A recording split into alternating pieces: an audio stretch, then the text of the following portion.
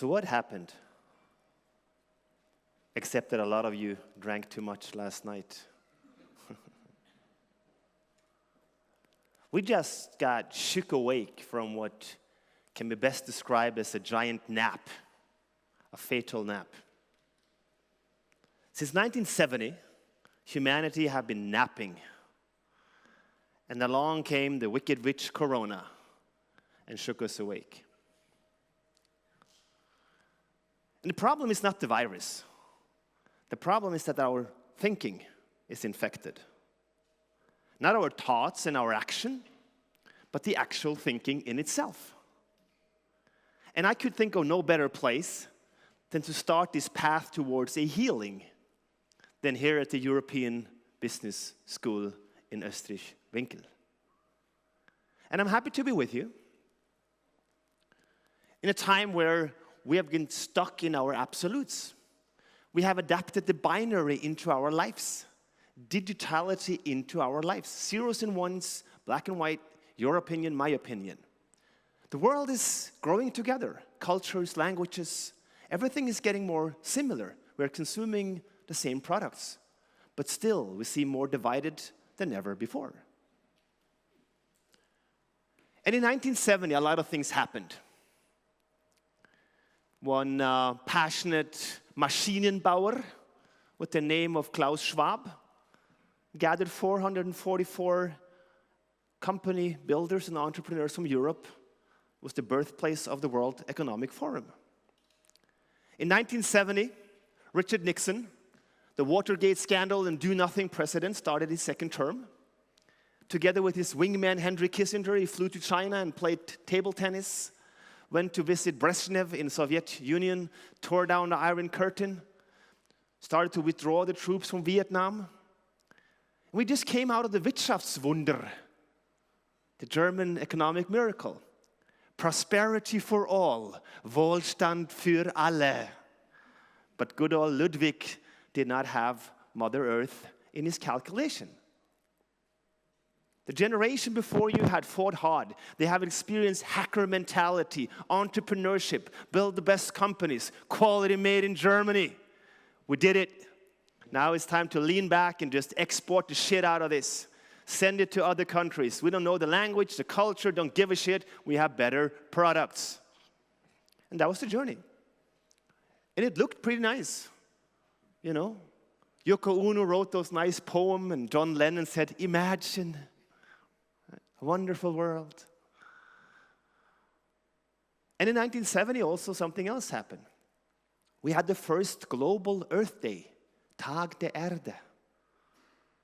20 million people went to the street to fight against the climate. That's 50 years ago. So we have been napping along, and I think that in 1970, we lost our spirit. Because in 1970 also Jimi Hendrix died. And with him, the spirit of Isle of Wight and Woodstock, the love, peace, and pop revolution. The rebellion human beings, the Mensch, Timothy Leary, the priest of LSD, the most dangerous man on the planet Earth, right? We stopped exploring with the mind and our consciousness, and we turned toward growth, capitalism, and prosperity. And we have come a long ways. We live in a fantastic world compared to back then. Right? The life expectancy has gone up to 71 years all around the world. People are surviving now as a comparison to only some 100 years ago, where they were dying at age 25 and 30. The absolute poverty has been reduced by the half. And there has never been less wars than now. Never has less people died in wars. So we have come a long ways. We fought for our liberal values, our freedom, our individual freedom. But now we are stuck in this freedom because we are stuck in our absolutes. And to anyone that does not get vaccinated and say, I want to have my individual freedom, you have not understood the Declaration of Independence. The Declaration of Independence is in relationship to other human beings. Independence is the dependence on interdependence. Du kannst nur ein Mensch sein in Relation zu anderen Menschen. You can only be a human being in relation to other human beings. What we need is a declaration of interdependence. And for that, we need to open our minds towards other opinions, to free ourselves from what we hold to be self-evident. It must be okay to have a different opinion. But this opinion should not be taken from your Facebook friends or just a tweet. It should be a reflected opinion that you have thought through. So the first thing we do is to have a different perception on how we see the world. And the second thing we need to do is to open our mind to the world. Have a Weltverständlichkeit. To be curious and interested about the interdependencies. COVID-19 taught us that we have a fragile world of interdependencies. Everything is tied to anything. We are all related. We can only do this together. So the first lockdown came. We remember the first lockdown? Virus is not a problem. Now we can do anything. Yoga classes, cooking, Netflix. Are you still watching? Yeah, of course I'm still watching. What else? Right? I'm going to learn meditation in 10 days and all that shit. Wonderful. We got it all. Then came the second lockdown. And the second lockdown turned, okay, the virus is not that bad for healthy people. But now it's about our future. It's kind of futureless. We're getting tired. We don't want to be living like this, right? And this activation of human beings is the most crucial challenge that we will face. How do we activate 8 billion people growing towards 10? That's our challenge. Because we have focused on the art of being right, the art of optimization. That's technology, optimizing our past. But we also need is the art of being wrong. Die Kunst, sich zu irren. Because the art of being wrong is existential. Because that is when we make progress. We understand and see, oh, I was wrong. Now I can learn. This is the challenge for us today to not only optimize our future. There are no absolutes. And we can challenge our own opinions. So we created a hero society, right? An optimization society. And I must admit, listening to WhatsApp messages at double speed is an advantage. People, not only I talk too much, a lot of other people do as well, so I like it. But there is only as much that we can optimize and put into our 24 hours. If we believe in time as something real, quantum physics could say that, maybe that's not true. But it feels like we only have 24 hours, right? Then we can only pack as much into that time. There is a limit to what we can do, as in comparison to computers. So the optimization makes us tired.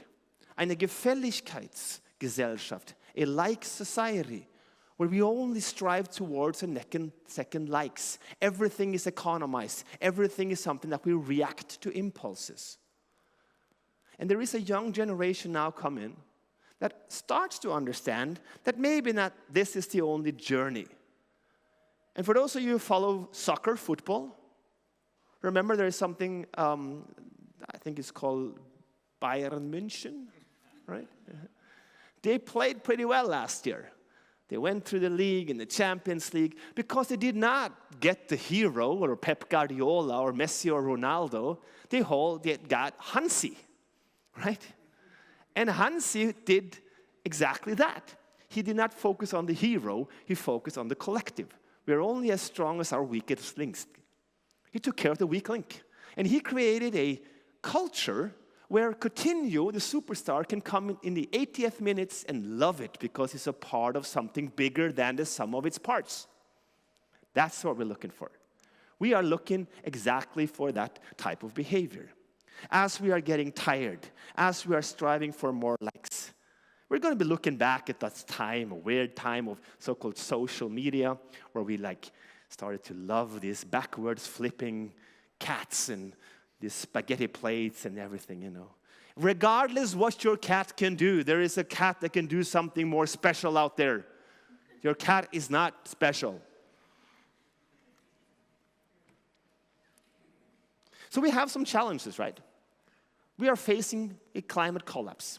We are facing a pyramid of our population that is turned upside down. The problem is not we are too many. We are too few people. You are hopefully having some sex, I hope. Maybe not here on campus and tonight or whatever, but you should have some sex. And we are having sex, but we are not getting any children. I don't encourage you in your age to get a lot of children, but we're not getting children. So we're getting a lot of people that wants to become 120 years old, but there's no people coming up to take care of all these people. So we need to develop a lot of robots. That's what we need to do.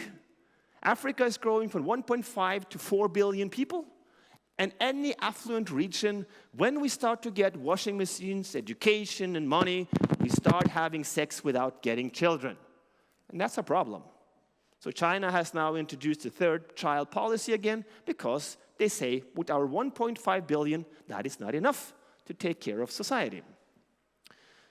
And the answer to all of this is, of course, technology. Technology will save the world. Technology is the answer. But what was the question? Digital transformation. What are we transforming into? We get stuck in all these terminologies. So when you listen to your professors, try to figure out what it means. Artificial intelligence. Do anyone know what artificial intelligence is? No one. But you should talk about it a lot. First of all, it's not artificial because it was engineered by human beings. And second, what is intelligence anyways? What gives fire to the magic of our thoughts? We can't get to our thoughts. We can only think about our thoughts, not the actual thinking in itself. No one knows what intelligence is. But the term was created back in the 50s because it sounded cool. It was a story that we believed in. Kybernetics, Norbert Wiener, did not sound so funky. AI, my initials, by the way, sounds really cool, right? Let's go with AI. And that's how we move on. We take terms, we take them for given, and we pretend as everyone would know what we're talking about. Stop playing. Start to talk about. If we want to talk about AI, let's have a discussion about what you understand of a cognitive system. The technology, we need to understand it, you know. There's like statistics, predictive analysis, some math to it, deep learning mechanisms, all that shit. Said, okay, when we have a common ground, then we can talk about what you mean about AI and what I mean about AI. Then we can do something together. Then we can create something. But what we do, we just create technology for technology. We are reacting, and we are putting the authority into algorithm, and once it's there, we take it for granted, and we move on. And I think that's a bit of a challenge, because it's not about that we will create any like crazy robots that will come and shoot us all, and then we call Arnold Schwarzenegger or Bruce Willis, and they come save the planet. No, that's not what's going to happen. We're not going to program any intention into the robots unless we want to. But the problem is that we are creating technology that is so good that it can do anything better than we can. And if that happens, we are Homo obsoletus. A good number two, but not needed for any particular purpose.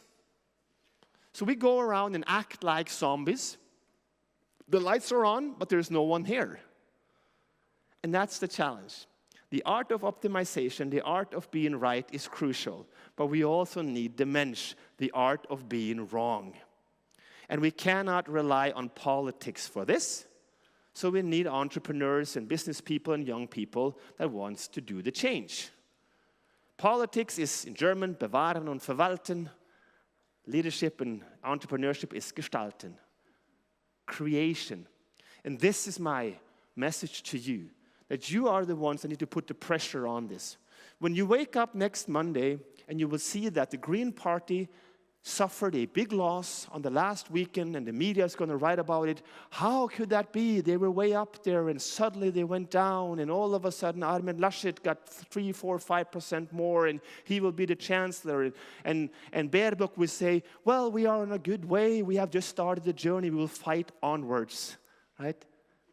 Because the Klima strike on Friday appealed to the emotion of reduction and negativity and problems. And we have been screaming that for 50 years. And yes, that is a right path, but it's not the only path.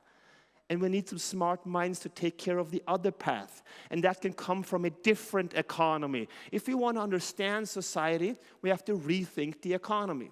The old economy is dead. The new economy, Ferraris and yachts for everyone, although you have that funky Audi up here, I saw it, right? Can and will never happen. What follows is what I call the quantum economy. Because economy is much more like quantum physics than the linear models that we have created. When the economy said, it looks perfect, the crisis hit us. We can say a lot about the collective group of people, but we can say very little about one individual. And that's because we human beings are fail-tastic. We do crazy stuff. And it's not linear, but we tend to do it. And I want to have this new business system, the operating system, as a capitalistic model. Capitalism is a working model. Dalai Lama said it, but it needs compassion, Mitgefühl, right? We need more balance into that new model that we're going to build. But it's going to be a capitalistic, a humanistic capitalism. And in this model, it is not about winning or losing. It is not about the finite system that we have created. Think about education. You get a freaking Abschluss.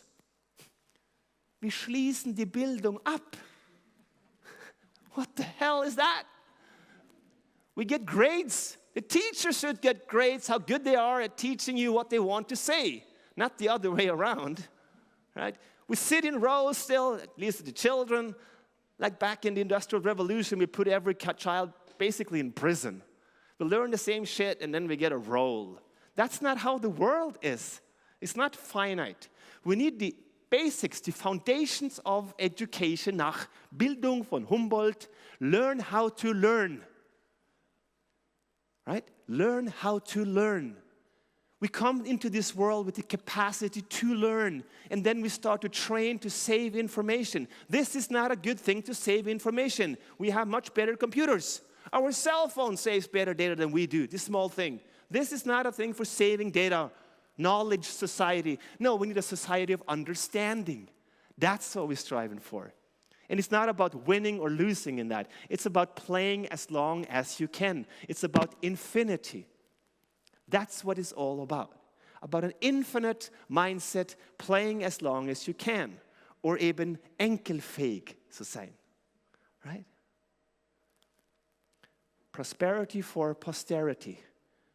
Wohlstand jetzt und in Zukunft. And how can we do that? Okay, we need to reduce and limit ourselves. You cannot have Chardonnay and canapé with every meal. Everyone want to live like we do. It's a problem. Yes, we have been screaming that eco-hysteria for 50 years, and it's right, it's correct. We need to have a perfect circular economy that the Liv was talking about. That's optimization of resources. Yes, that's also true. But we need something more crucial. We need eco-utopianism. We need to believe that we can create better products. It's not about reducing. It is about creating something that takes energy out of this yellow thing that you can see up on the sky that you suddenly last year, 2020, noticed. The year of the sunsets, remember? Oh, geile Sonnenuntergang. Because all of a sudden we were there, right? This thing gives us 10,000 more energy than we need. We just need to save it and transport it. We need eco-utopianism. And the only way to change your behavior, and you will see that once you get into a marriage, like myself, right? If you want to change your wife, you cannot do it with regulations and threats and negativity, because it's going to go like this. Right? You can only do it by positivity, finding a better way, a common path. And this is what Elon Musk is doing. He's not building a car. He's building a freaking automotive with a rocket engine, with technology and all that shit. He has given us an incentive to buy a better product where sustainability is a feature. It's a feature. And this is the mindset that you need. Something that takes on the Unbekannte, the unknown. You grow up in a world where you have to tolerate ambiguities.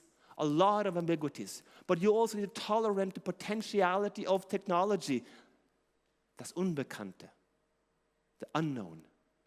Because this is what we'll see. Only this week, MIT had a major breakthrough in fusion energy.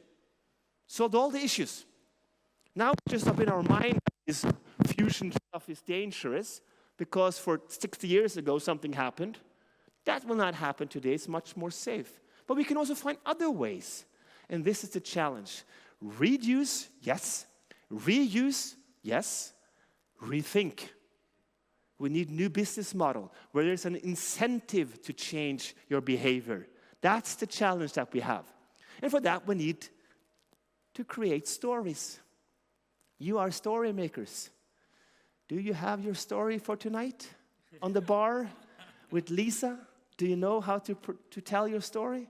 You have it in your mind. You played through it last night. Tomorrow is going to be my night, right? Practice that story. We all have pictures in our mind. Go out and practice the story.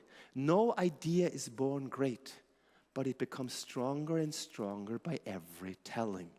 All the things you learn here is built on a story. The whole economy is a story. I just came out of Zurich, and I got a Coke Zero that my friend Tim gave me also this morning. You know this brown, unhealthy, sugary soup? In Zurich, it costs 25 franken, the bottle. But I believe in it. I tell my daughters that it's something that you do with Plumbo. You just clean your body with it.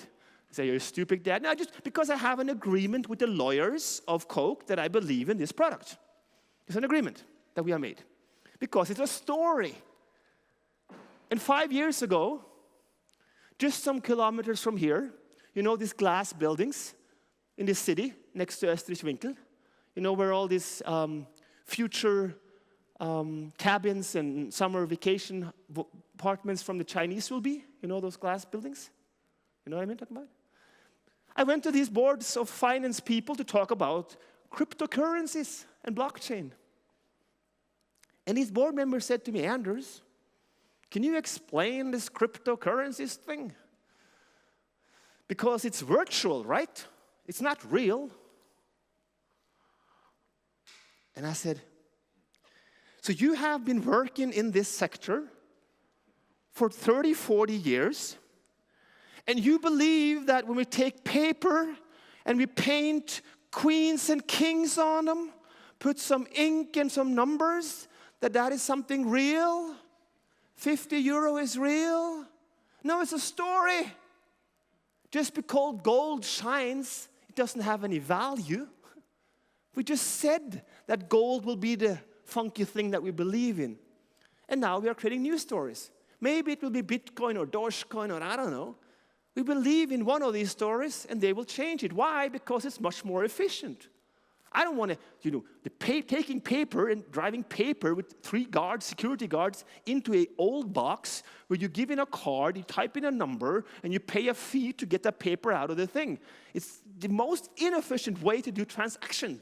Cash is stupid. And it's just as virtual as cryptocurrencies. So everything we have is about a story. And we need to create those stories. Now we'll round it up with the part that we could start to think about when we do that. So I want you to focus on technology, but I also want you to focus on being a mensch. I want you to take some time off, to have a thinking hour in your calendar. Do you have a thinking hour? Anyone? Thinking hour? Put in your calendar. You do yoga and you drink the smoothies and you do all that shit. You're the fittest students that I've ever seen. But you don't have time to do squats for your mind. You don't do any bench pressing for this thing, guys. Big muscles here, but also some time up here, right? 1, 2, 3 hours a week. The ladies will like both. Take a white piece of paper. Yeah, it's true. It's true. I speak out of experience. Hannes knows it, right? So you take a white piece of paper and you stare at it until the blood comes dripping out of your eyes. Do nothing. Try it. You can't shut it off, but you can train it. Think about the concepts. The companies that you will go into doesn't have a top and a bottom. They have a front and a back. You work together. The only boss in the future is the project. You're only as good as the project that you work on. It's a collective thing. You put your mind into it. Create stories. It's the success of Amazon. They don't do meetings. They do co-creation gatherings. When you get into those companies where someone is reading PowerPoint slides, say, I know how to read, but this doesn't make any sense. Get together and do stuff. Create these stories.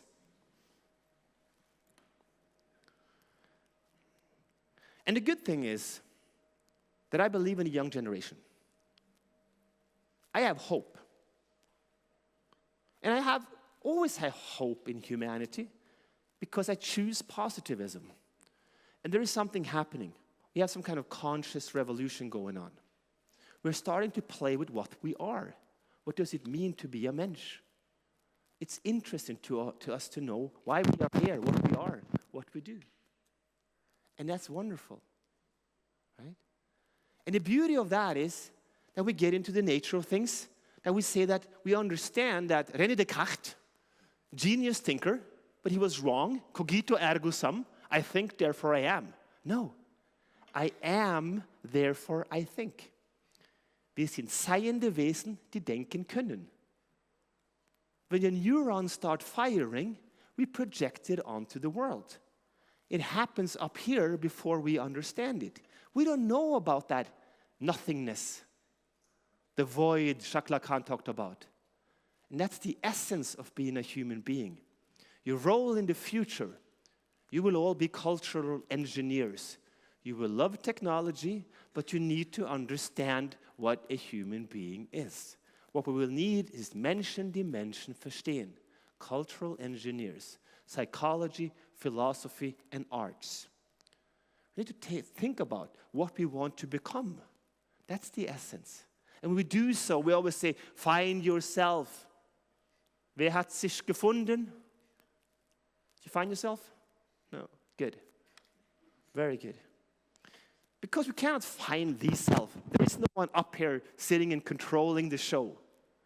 When you describe yourself with 10 attributes, who you are, you write them down. Who am I? There's always an 11th attribute, right? When you describe yourself with 100,000 attributes, who you really are, there is always 100,001st attribute. The I always escapes because it's a void, that what does not exist. And that's the essence of our life.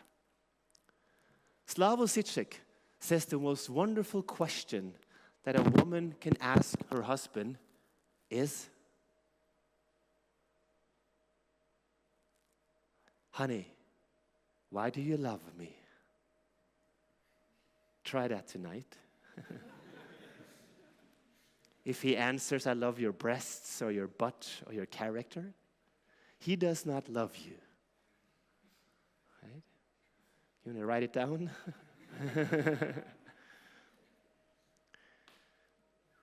If he answers, honey, what a strange question. I just love you. Then he loves that what does not exist. And now we need to open up for that, what we are and what we do. And love is a funny thing because it symbolizes what we need to believe in business also. Love is a belief in the future. Healthy love is not knowing. It's the abundance of information, that what you does not know. Transparency does not build trust. Transparency makes trust obsolete. If I have all the information, all the data, there is nothing to do. There is nothing to believe in. And this is why our society has become a society of distrust. You have to prove your trust first. It's a society of negativity and cancel culture. If you go online, if you come out here to Österwinkel, I see smiles. I see a belief in the future. I see a belief in the art of being wrong. And I think we can detach ourselves from that. And I want to encourage you on your way, on your journey, to take on this path. To believe in people. To build trust. You will get setbacks. You will get disappointments. But that's what you feel. That's when you learn and grow. It's not about searching for a purpose in life. It's about filling your life with purpose. We're not looking for anything. We are creating our own lives. And that comes from learning and experiencing. So we should believe in that journey. That's the meaning to the life. This is a wonderful journey to nowhere. And it has a deadly outcome. And you have two lives. One until you understand that this life might be limited. Then the second life starts. And then we can go out and create something. So I want to see you guys put your effort into the art of being wrong as much as you do in the art of being right. Be open to other opinions. Open your mind to the world. And with that, I want to leave you with a very simple thing for tonight, for the big party. Right? And please explain to all the foreign colleagues that does not read German yet what you're onto. It's a very simple journey. The European Business School has a new slogan. It's called Irdisch glücklich. We can do so much wrong on this planet, but we can do so much wonderful things. And I want you to believe in the positivity, and I want you to believe in optimism, and I want to encourage you to go out and do wonderful things. Thank you so much.